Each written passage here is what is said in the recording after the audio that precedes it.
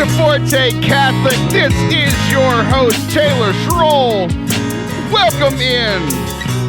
It's a beautiful day in the neighborhood, a beautiful day for a neighbor.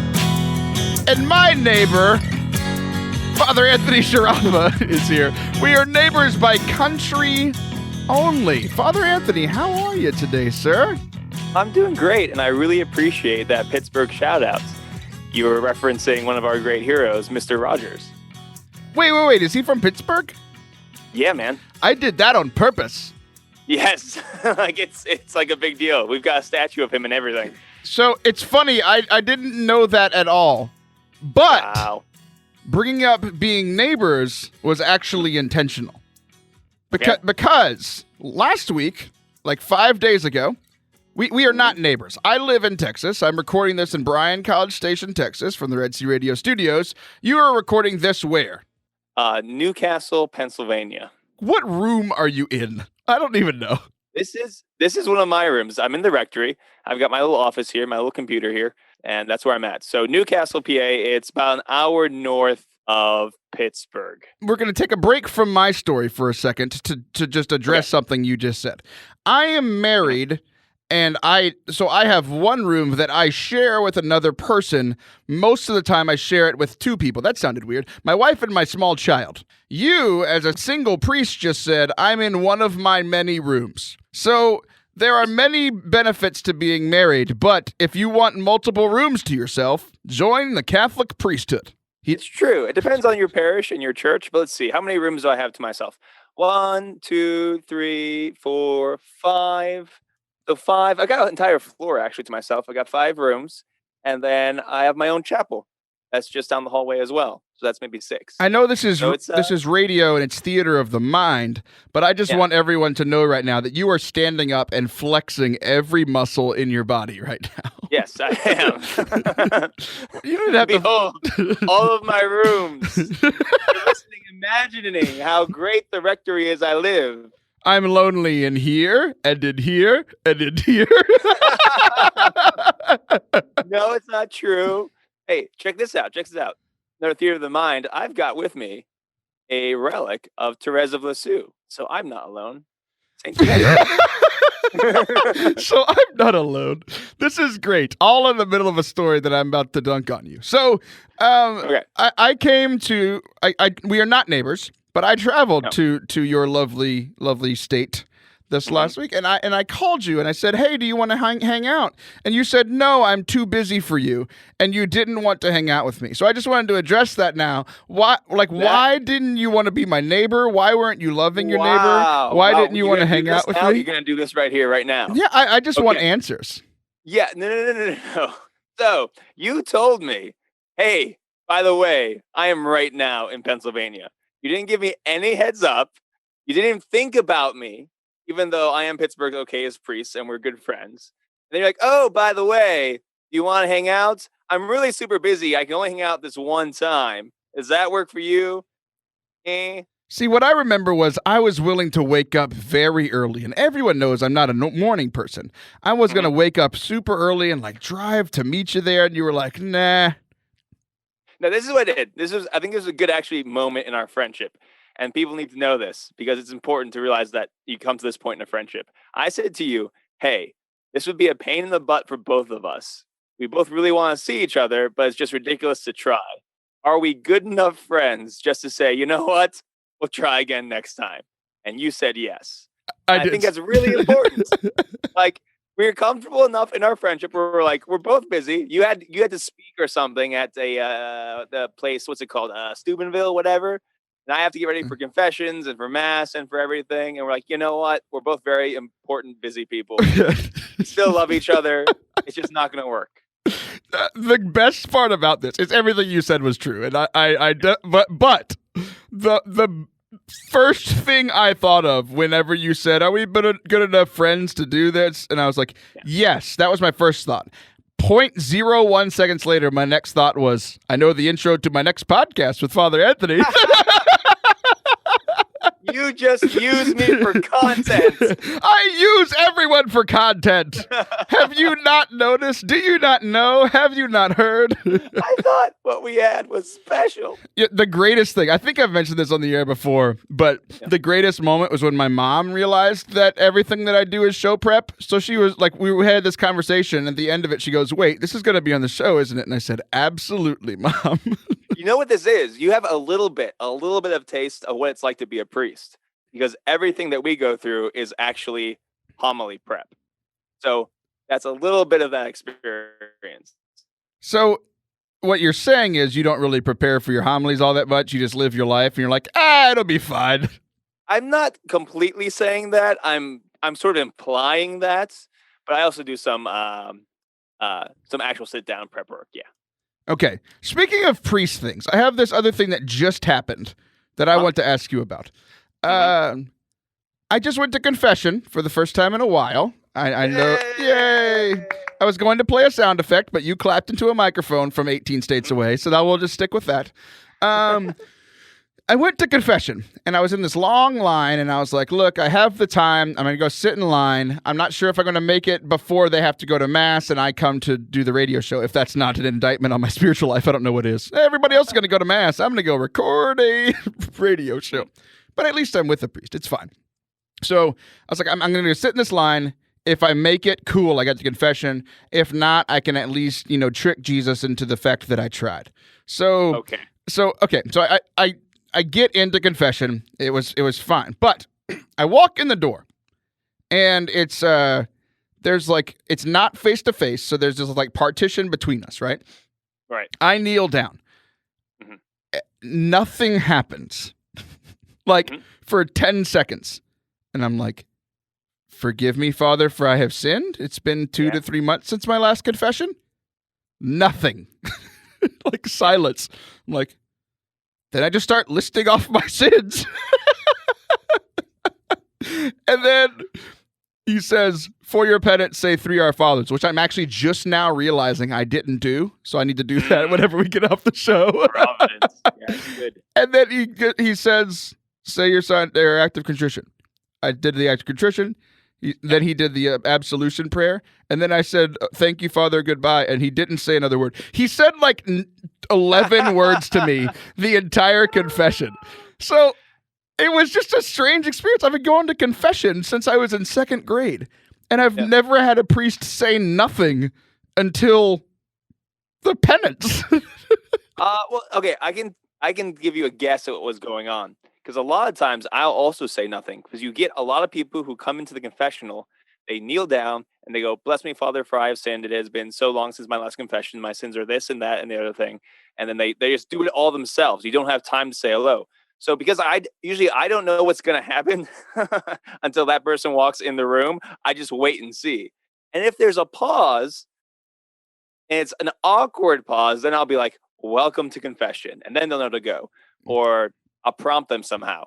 So I think maybe that was what was going on. Now, the fact that he didn't say goodbye, I don't know. Maybe I have no idea what's going on there.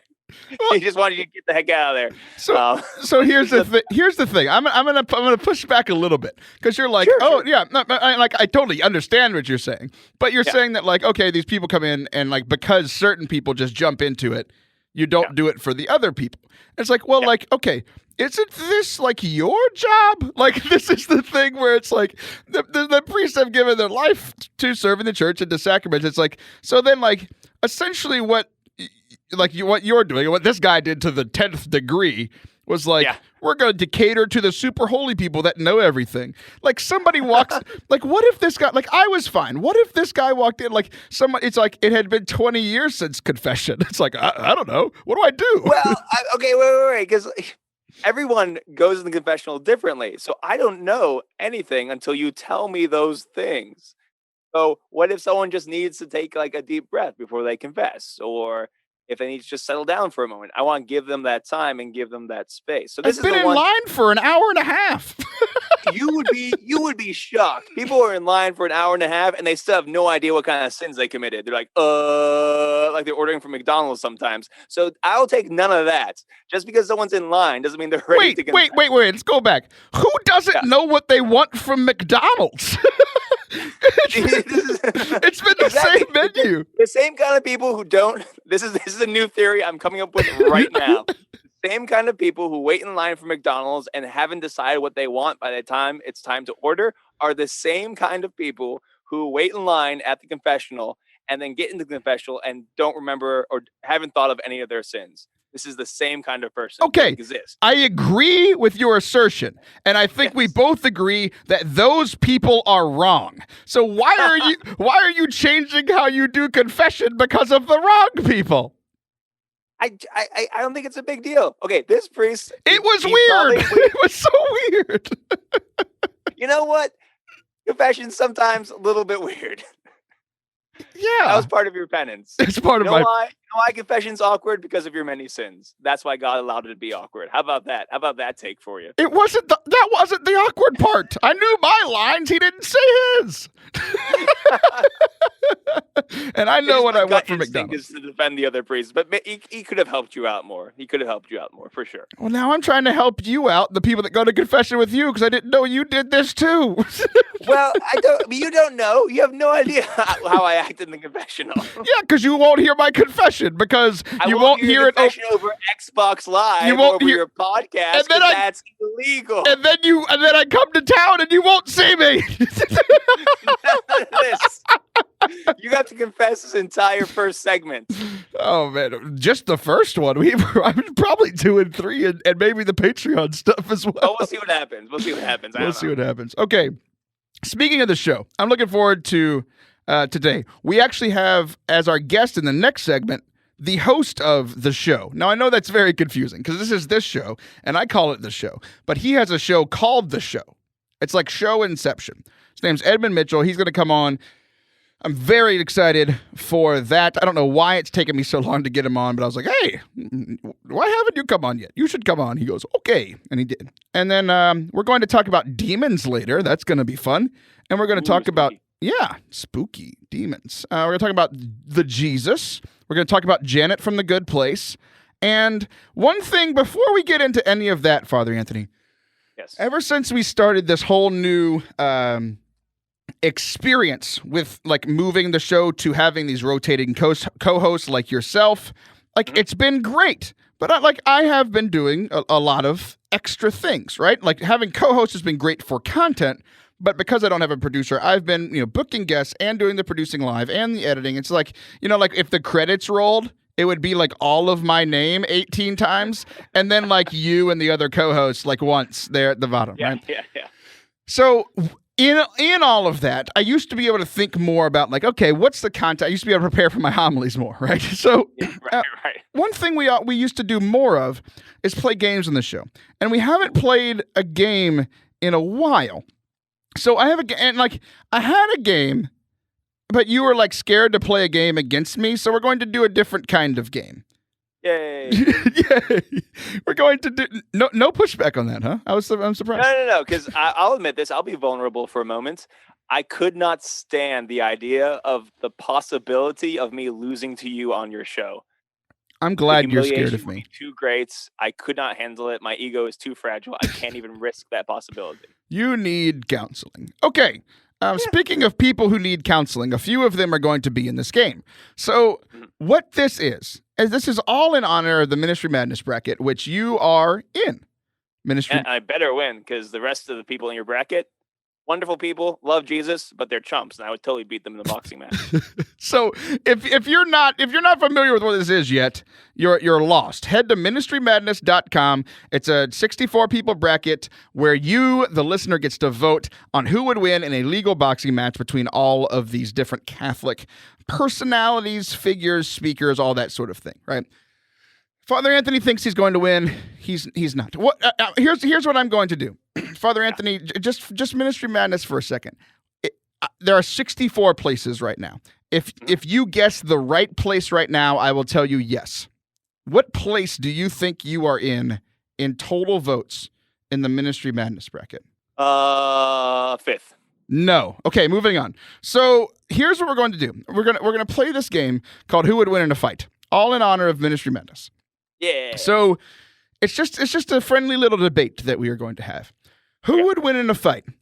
I don't know his name, but the guy from Die Hard, the main guy in Die Hard, or Liam Neeson in Taken. Who would win in a fight? Oh my gosh, Liam Neeson in Taken. That's your answer? Yeah, absolutely. That's the obvious answer. You said it like a question. It's John McClane, right? Sure. John McClane is the guy from Die Hard. Joe McClane, the Catholic radio John guy? McClane. John McClane. You're going to have people yelling in their cars. It's John McClane. It's John McClane. What's the main guy? Here's our next one. The main guy in the Indiana Jones movies. What's that main character's name? Oh, but okay. My reasoning is that the Liam Neeson character is like a trained special forces guy, where John McClane is just a really tough cop who gets kind of like lucky. But in the fights, and if you watch both those movies, Taken is way more brutal than Die Hard. So I think that's an obvious one. I do too. You can only take that man's daughter so many times before he goes crazy. So, that's one of the greatest lines in movie history. I have a particular set of skills. It's so good. Okay, Indiana Jones or Captain Jack Sparrow. Oh man, this is way more intriguing. Because both of them get by more by their wiles than by, like, Indiana Jones gets into a lot of fights, but he also doesn't, like, try to fight people. Like, remember that scene with one guy with the sword? He just, like, shoots him. And he gets beat up a lot by the one big German guy in the scene with the plane. And then Jack Sparrow's pretty good at sword fighting. If we're going to do just a fist fight, I'll say Indiana Jones, because I don't remember any scenes where Jack Sparrow gets in an actual fist fight. Well, okay, so here's what I think would happen is, have you ever seen Floyd Mayweather box? Only the one, didn't he? The UFC guy he fought. Conor McGregor. That's the only fight. I think it's the only boxing match I actually have ever seen. So Floyd, his thing is like he will run around in the circle, like he'll just like pick his battles, and he's so good and he never loses, but he just runs away in the ring and then just like comes in and gets a hit. I feel like that's what Captain Jack Sparrow would do, because all he does in the movies is run away from stuff, That's true. So I feel like he would do that and win. I'm gonna be a contrarian there.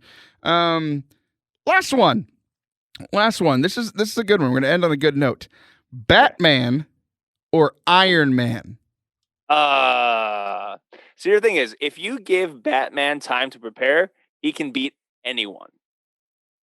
If it's just they meet each other on the streets out of nowhere, I'm leaning towards Iron Man because of that suit and just more technical capability right there. But if you give like Batman like a half-hour preparation time, I think Batman wins, hands down. I think it's because, for me, you said something that I don't agree with. You said if Batman was given time to prepare, if he knows that Iron Man exists, he has a plan to defeat him. Okay. Sure. Yeah. No. That's a good critique of my statement. Yes. Right. So I think Batman would win. Okay. So all of this has a point. Whenever we come back for our final segment, we're going to talk about another little fight that happens in the old spiritual life. But before we do that, we are going to hear from the man who runs the show on the show while doing the show. It's going to be great, and everyone is going to love it, but especially Father Anthony, because he needs joy in his life to fill all 5 of those rooms. We'll be right back.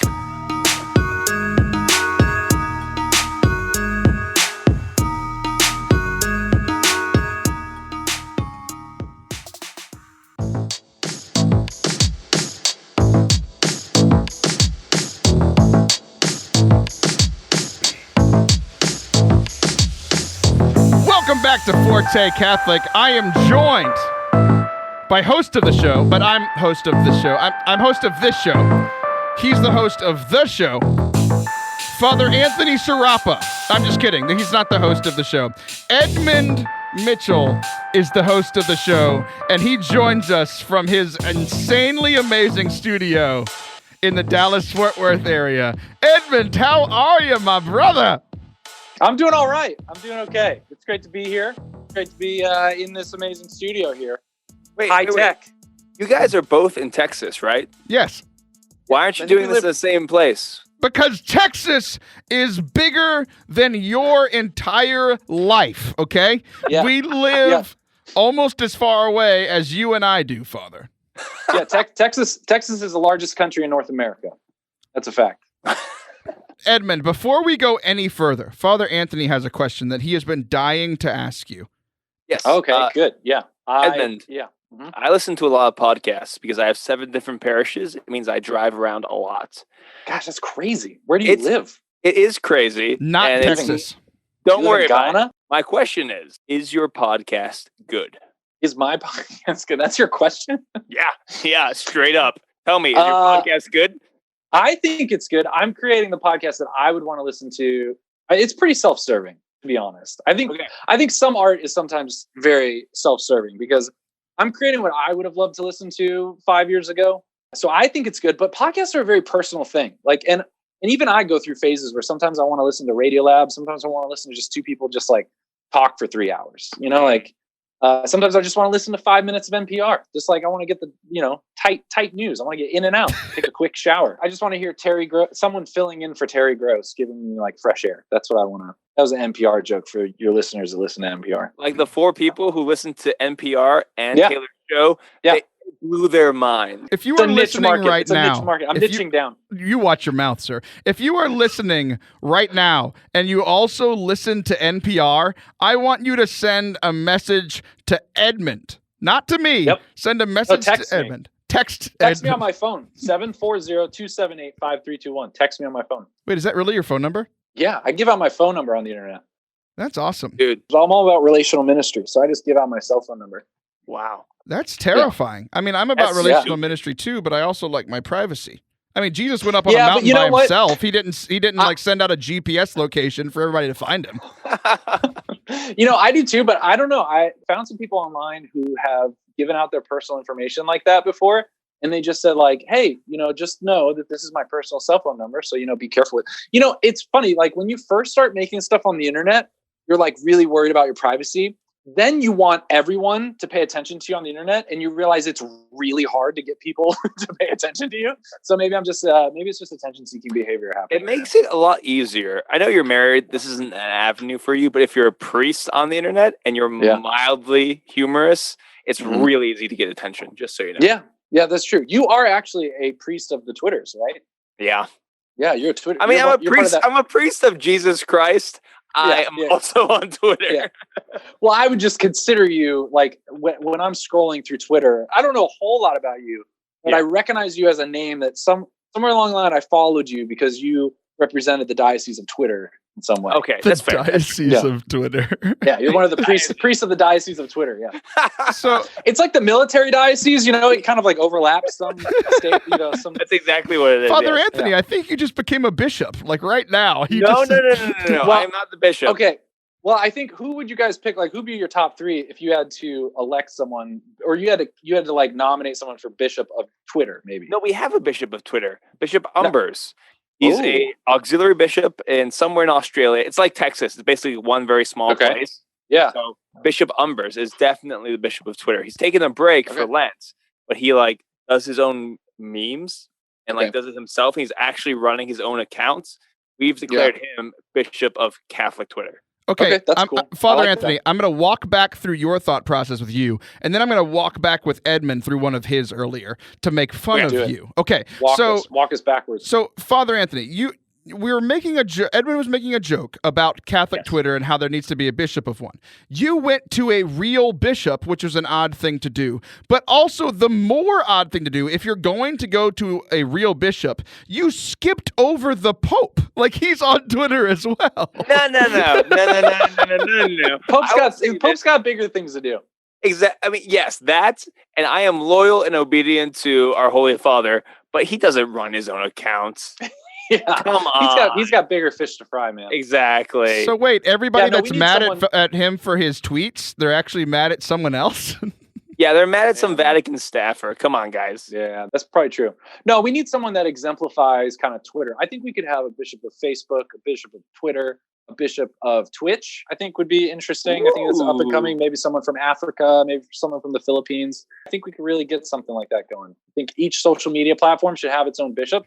And I said that here, and you can quote me on that. You can send that to someone important. Forte Catholic exclusive. Yeah, this was the Forte Synod on internet bishop authority. Yeah, with Bishop Anthony Sciarappa. So walking back to something you said, Edmund, what's your name? I'm very confused. We're giving everyone fake titles and names. But I'm the Edmund that betrayed all of his friends for Turkish delight in the Chronicles of Narnia. Yes, that's the one that trust me.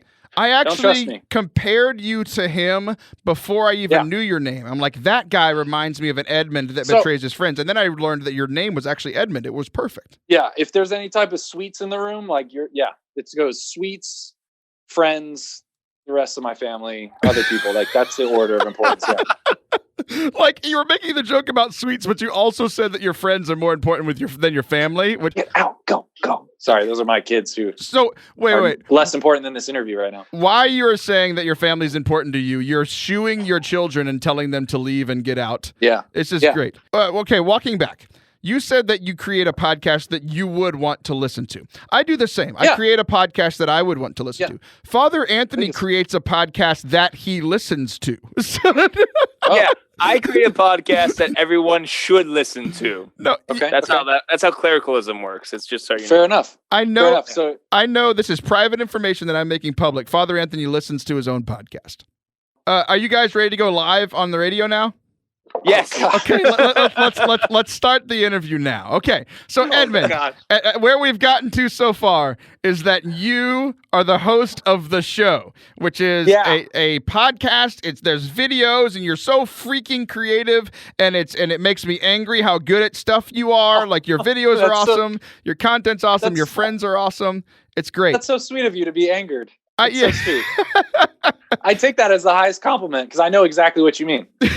So here's the deal. I want people to go check it out. It's a blast. You are launching season 2 this Thursday, which the date is April 3rd, 4th? April 4th. April 4th. Yeah.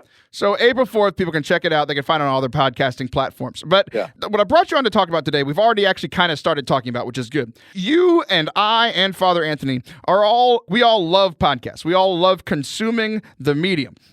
So I wanted to talk to you about, like, how do you decide what you're going to listen to? Not only for yourself, but also, like, for our listeners, like, what should we as Catholic people be listening to? Yeah, so I'd be interested to hear what you guys' first podcast was. For me, the first podcast I ever came across, it was actually on the radio. It was Radio Lab. It's borderline radio and podcast, but I remember driving my car and hearing an episode of Radio Lab, and I'd never heard anything like that before. And I remember like driving into my driveway and parking the car and just sitting there for 20 minutes listening to this crazy episode. And that was really my first exposure to something like that. And then I came across other podcasts, which people probably wouldn't know, but Back to Work with Merlin Mann and Roderick on the Line, and then some NPR stuff, kind of a little bit, some news and Fresh Air. And then Mark Maron, just some of that kind of stuff. Like, and then the Moth Radio Hour, I think was another one that was called. I don't know. I go through phases, and sometimes I'm very practical, and it's very like business oriented and like business podcasts. I'm trying to learn stuff, and then sometimes it's just trying to like learn in the sense of expanding, I don't know, my knowledge of the world. So like Radio Lab or like Freakonomics and stuff like that. But I would say that if you looked at all of the content on podcast form that I've consumed in the course of my life, I would say the general theme that I'm seeing is longer form conversations where people have a little more space to have a nuanced articulation of their worldview. And in particular, just like conflicting or contrary or just different worldviews where people are going into great depth. Either it's different than mine and it's just two people talking about their worldview. Like, for instance, Roderick on the Line is two like California-based, or California, Seattle, indie rock, left-leaning people. So it's just conflicting nuance worldview. I mean, Sam Harris and Jordan Peterson did like a 3-hour debate and they couldn't get past the definition of truth, and like millions of people listened. Or Joe Rogan, 3 hours about, whatever, like politics or religion. And really for me, it's kind of the antithesis of what kind of my parents' generation would listen to, which is like quick 10-minute Fox News, like yelling matches, right?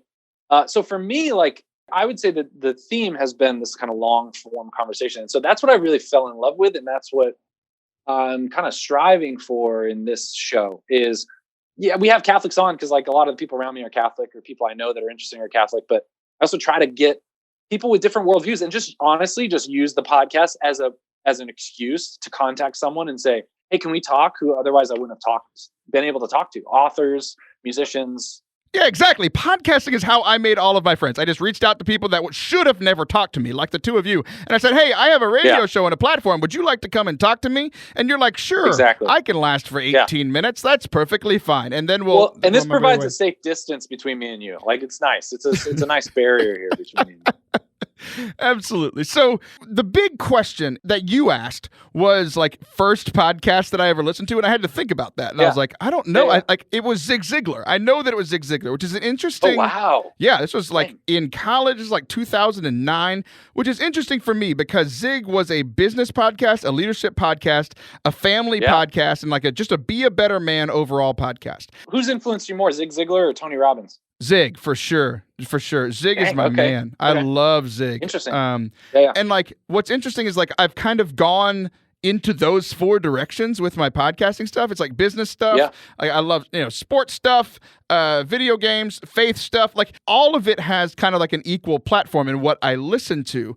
And I think like the interesting conversation that we have in our last couple of minutes here is like, is it okay for Catholics who are trying to grow in their faith to listen to business podcasts, to listen to sports podcasts, to listen to video game podcasts? What say you, Mr. Mitchell? I think yes. Like when I graduated from college, so I went to a very Catholic university in a small town. I don't know if you've heard of it, Franciscan University, Steubenville. Never heard of it. Anyways, I went to this small Catholic university, and so I got like this hyper Catholic education there, hyper bubble, which was great. That was what I needed. But when I left and went out into the world and in ministry for like a year and a half, 2 years, all I was listening to was Catholic radio, which is great. Like, we need that. But I was so isolated. I was like talking about people that didn't believe in God. Like, the caricature that I had built up was so different from the reality of people that were not Catholic that there was just a huge disparity. So I do think that once you get to a certain point and you can differentiate between what is in the deposit of faith, like what is contained in divine revelation, and what is in the realm of opinion, and navigate out into the world, you start testing your articulation or your understanding of the faith. And you also I was thinking about Thomas Aquinas did a wonderful job of assimilating all of these different philosophers and kind of show, like, pulling the good out of these different philosophical frameworks or different, examples. And I think with us, especially in the realm of the internet, like, I think we need more of Bishop Barron having conversations with Dave Rubin. And I think we need more of I think we need to break out. I think we're doing a good job. It's no longer a question of do we need Catholic content? There is Catholic content. Now we need to start thinking as people who are who are in this space of doing stuff like this. We need to start thinking more of using these platforms to engage people that are our peers, but in a different worldview. You know what I mean? I try to reach out to other people who are kind of at the same level of, it's not a huge podcast. So reach out to other people like Protestants and atheists. And I tried to get a Jedi Knight on. I did get a Jedi Knight on. And that was really interesting. I loved the Luke Skywalker episode. It was great. Yeah, not as exciting as you think it would be. But so I think that's really important right now. I think there was a time where there was no Catholic content. We just needed to hear, the deposit of faith in audio and written and radio form and stuff. But now I think it's time for us to mature a little bit and really engage the world and have all of these ideas kind of mixed together and a Catholic worldview of that. The Catholic idea that comes to my brain whenever you're talking about this is being in the world but not of the world, right? And I think a lot of times we get into our circles on social media, in our parishes, in our homes, in our lives, and we forget the whole part. We're like, oh yeah, I can't be of the world. I need to stop sinning. Yes, you need to stop sinning, but you also need to be in the world. You need to go and bring this message, and part of that is it's okay to listen to something else. So I think one of the things that a lot of Catholics struggle with, because if you look at some of the feedback from for example, when Bishop Robert Barron was on the Ben Shapiro show. They have this idea of whatever their personal idea of Catholicism is, sometimes they think that that is the only kind of Catholicism. They don't see the room that we have in our tradition. And we have this difficulty with, yes, there's an authoritative tradition in the church, but there's also wiggle room in that tradition. I think sometimes there's a difficulty for people to accept that there is room for different opinions within Catholicism on a lot of issues. And maybe more Catholics going into different forums and talking with other people, I think it can be difficult for them to realize and open up their idea of what Catholicism really is. That's not a question. That's a comment. I'm sorry. I'm not good at interviewing people. No, that's great. No, that's great. I mean, you've hit on my deeper passion, which is the Catechism of the Catholic Church. And this catechism that I think was one of the most authentic fruits of Vatican II and what Vatican II was trying to do, which was not to open up the doors of the church to let the world in, but to open up the doors of the church so we could go out and engage it. And I think most Catholics don't know the difference between things that are infallibly contained in the deposit of faith and things that, while still important, are not part of the deposit of faith and are not part of divine revelation, what Jesus wants you to know to get to heaven. Yeah. And so I get caught up too in the colors of vestments and in yoga. And we don't do a good enough job of making those disclaimers and saying, hey, look, this is part of my opinion on this. There's some wiggle room in this. And as long as you have that catechism and you kind of know what's part of the deposit of faith, I think, yeah, you're able to go out into the world and say, okay, well, and that was a problem I kept running into, was I was just hearing all this Catholic radio that was just telling me opinion lines, but I wasn't differentiating between opinion. And I wanted to know, I wanted someone to tell me how I should feel. So here's my takeaways from our time together. Number 1, Edmund Mitchell needs to come back. Number 2, read your catechism. Happy to. Number 3, it's perfectly fine to listen to other things, like engage your faith in the world that you are in. And number 4, golly, I like Edmund a lot. Number 4 is just number 2. You need to come back because anytime. The greatest thing is that you were like, I love long form interviews, and we just ran out of time. It's fantastic. All right, guys, Father Anthony and I will be right back for our final segment of the day. Don't go anywhere.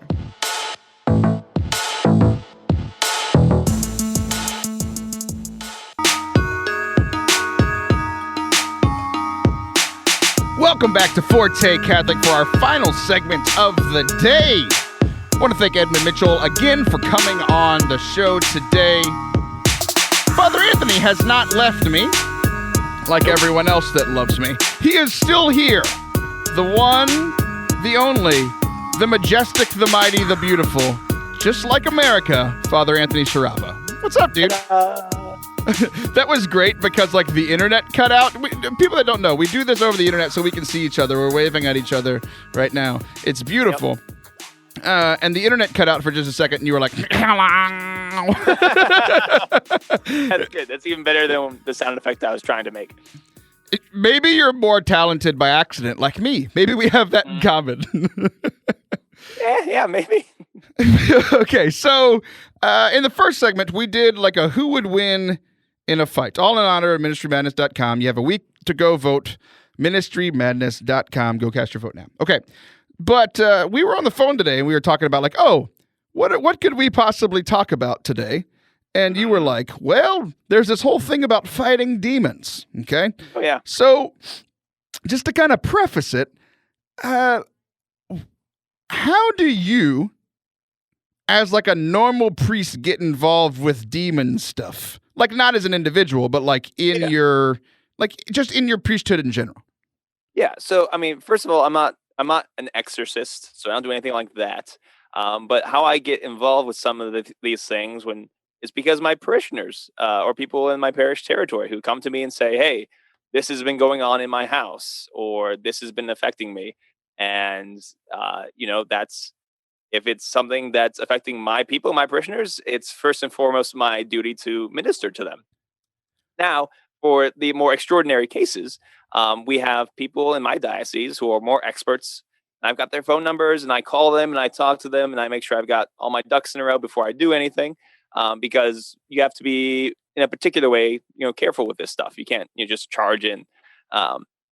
So yeah, it's not something I've ever looked for, but every once in a while, a parishioner is, having a problem with a quote unquote haunted house, or they played with a Ouija board too much, or they've done some other stupid stuff, new agey stuff, and that's how you get demons, and then you have to figure out how to get rid of them.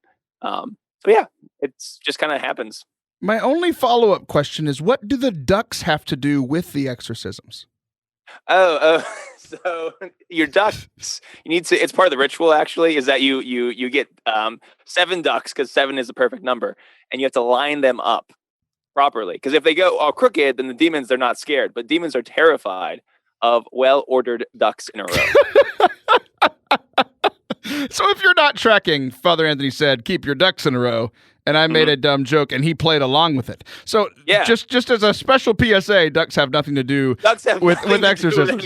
But this is all about Jesus Christ and his power to save. But have you ever seen that video? As you were talking the whole time, I was picturing this video of a mama duck walking with all the baby ducks behind them, and then the wind blows, and it blows all the ducks over. That's what I felt like would happen in the exorcism if ducks actually were you were really involved. listening intently to the things I was saying. Always. How you asked me a question and then we're just attentive. Once you said the word ducks, I wasn't listening anymore. I was like, that's all it takes. That's all it takes is the word ducks. Okay, yeah, cool. Okay, so you mentioned some of the ways, and like this was kind of a joke on Twitter. You were like, no, this is how you get demons. Yeah. Don't get the demons. So, sometimes even like good regular Catholics don't know this stuff. First of all, demons and Satan are real. They're not just metaphors. They are angelic fallen beings. Like, read your Bible. It's in there right there. Okay. But the thing is, the only way they can really mess with your life, like ordinarily, the evil forces, all they can do is suggest things to you. All they can do is tempt you. And usually that works. We fall for stupid temptations all the time. But sometimes if you invite demons into your life in some way, then they can begin to take hold and do spooky stuff.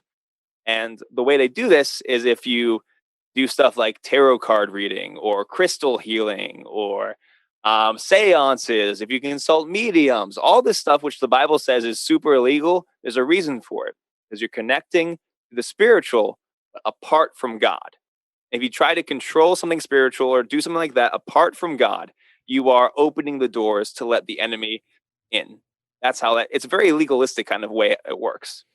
Okay, so what's interesting is like we've been able to talk, and I've gotten to learn from demonologists and from exorcists, and like it's a thing that I've been fascinated about, but I never want to be around. You know what I mean? It's So like what's interesting is I remember something that you and I have talked about before. It's like how just like nonchalant and simple that an exorcist that just talks about these things, because like first of all they're a pro but why else do you think that people that have dealt with this, like, yourself, you're just like, oh yeah, I'm going to go deal with this thing with the demons, like, why is it not as big of a deal as like Hollywood seems to make it? Not as, I don't know. Right. So, I mean, those things and scary things can happen, but the thing is, Jesus Christ is infinitely more powerful than any demon. If you think about it, also, like, a Jewish woman from Nazareth is far more powerful than any demon. Mary, our mother. Demons are scared to death of her. We've got all the power on our side. So you just realize and through experience that all of this, in one way or another, is in God's hands, and He's the one doing the work, and He's the one who's going to take care of you. And the demons can try to spook you and like jump scare you, but like they can't. If you've got Jesus, you're fine. So that's why the people who are really involved with this, they're just used to it and they're not afraid because they know the power of Jesus Christ. I was when I was in high school, I was at a Steubenville Youth Conference, and there was a priest on stage who was an exorcist, or not. Anyway, he currently probably still is, but at the time he was an exorcist. It's hard to say was in a past story talking about his present at the time. It's like time inception. I'm very confused though. Where are the ducks? He didn't say anything about ducks, and I'm very confused. So he was teaching us, he did this whole story about exorcisms and kind of like what you were just saying. It's like, yes, it's a big deal. It's serious. You don't want to get involved in it. But if anything happens, even the small temptations, like Jesus is more powerful than these things. Invite Jesus into it. Yeah. So he sets it all up for this big closing prayer. He's like, getting the all of us like hyped up. He's like, there's this super powerful prayer that all exorcists use, and it works like 90% of the time. This is it. Do you want to hear it? And we were like, yeah. Do you want to hear it? Yeah, we do. And he said, okay, bow your heads. And he said, in the name of the Father and the Son and the Holy Spirit. And it was just silent for like 10, 15 seconds. And then like we all slowly start looking up like for him on the stage, and we were like, did the demons take him? Like, where did he go? And then like we all slowly realized his point. His point was that was it. That was the prayer. Yeah. In the name of the Father and the Son and the Holy Spirit, right? Because Christ conquers by the cross, and that's invoking the Trinity. Guys, here's the thing. Like, the ordinary stuff of Catholicism is powerful stuff. Like, far more powerful than any exorcism blessing is reconciliation, going to confession. Far more powerful is the Eucharist. Far more powerful, and like simple stuff like invoking the name of Jesus, making the sign of the cross. These things have spiritual power, and it's awesome. Go Jesus, go church. I'm all fired up. Heck yeah. So this brings us to this. I was praying through this a couple of weeks ago, and this brings me to a tweet that I sent out. I know you didn't think I was going to go there, right? But it all connects. I promise. So I was in the middle of my prayer time, and I ran across this quote in the Catechism.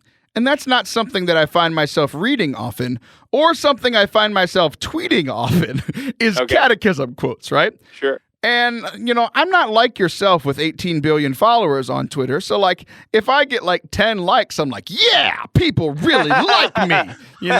If you get 10 likes, you're depressed, so.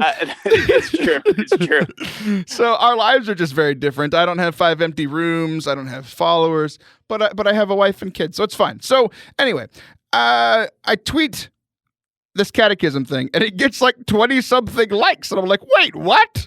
This is what you people have wanted this whole time? But I have to admit, it's this pretty great quote, and it all flows into this conversation that we were just having. Catechism of the Catholic Church, not the Catechism of the Methodist Church, because I don't think that exists. The Catechism of the Catholic Church, ironically enough, 2,666. Hey, look at that.